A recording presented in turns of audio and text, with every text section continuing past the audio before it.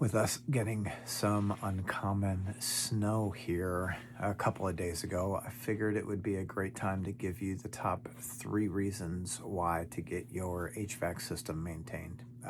First and foremost, it improves efficiency and lowers your utility bills. It helps with better airflow, keeping a more comfortable home, keeps the system running smoothly.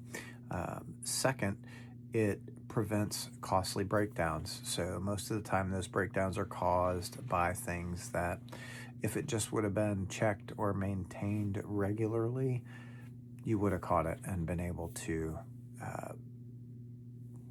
take care of it or prevent whatever costly breakdown it is, right? It could be worn parts, it could be blocked drains or low refrigerant or dirty coils or any number of things that are easy to maintain. And number 3 is it extends the life of your system. That's pretty cool.